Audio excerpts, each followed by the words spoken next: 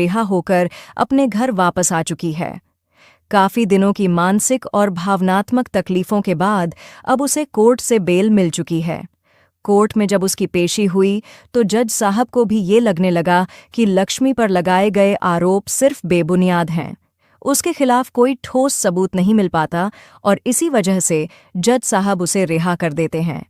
जब लक्ष्मी अपने घर लौटती है तो एक उम्मीद होती है कि शायद सब कुछ अब ठीक हो जाएगा, लेकिन घर लौटते ही उसका सामना होता है आर्शी से और दोनों के बीच में एक भावनात्मक बहस शुरू हो जाती है। आर्शी लक्ष्मी से तीखे शब्दों में पूछता है, तुम्हें क्या लगता है लक्ष्मी कि हर बार मेरी जान बचाकर तुम कोई बहुत बड़ा काम करती हो? क्या तुम्हें लगता है कि सिर्फ तुम ही मुझसे प्यार करती हो? जब जब मैं मुसीबत में होता हूं तुम हर बार सामने आ जाती हो, बिना सोचे समझे, बस मुझे बचाने के लिए।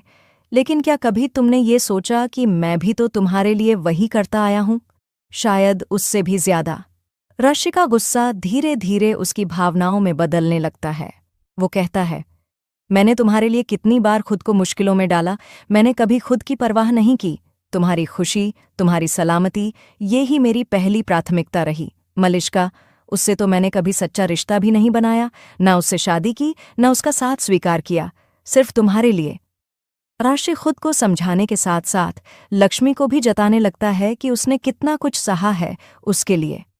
तुम क्या सोचती हो लक्ष्मी कि तुम्हारा प्यार सच्चा है, लेकिन तुम्हें क्या पता कि मैं तुमसे कितना प्यार करता हूं। तुम्हारी कुंडली को ही सब कुछ मानती हो ना? तो सुनो, मैं तुम्हारी कुंडली की वजह से नहीं बचा हूं, मैं बचा हूं क्योंकि तुम मेरी जिंदगी में हो। लेकिन इसका मतलब ये नहीं कि सारा श्रेय सिर्फ तुम्हें मिलना चाहिए। लक्ष्मी चुपचाप खड़ी रहती है। उसकी आंखों में आंसू आ जाते हैं, लेकिन वह एक शब्द भी नहीं बोलती। वो बस आर्शी की बातें सुनती रहती है। आर्शी लगातार बोलता जा रहा होता है। शायद उसे लग रहा होता है कि वो अपनी भावनाएं बयान कर रहा है, लेकिन उसकी बातें सुनकर ऐसा महसूस होता है जैसे वो एहसान जता रहा हो। कोर्ट में तुम्हारी बहनों ने, तुम्हारी चाची ने, सबने तुम्हारी तारीफें की।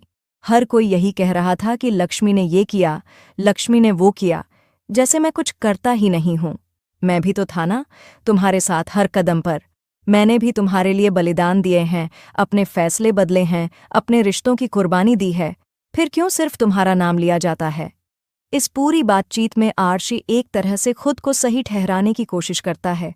वो ये जताना चाहता है कि उसका प्यार सच्चा है, गहरा है और शायद लक्ष्मी से भी ज्यादा, लेकिन उसका तरीका ऐसा होता है जो दिल तोड़ देता है।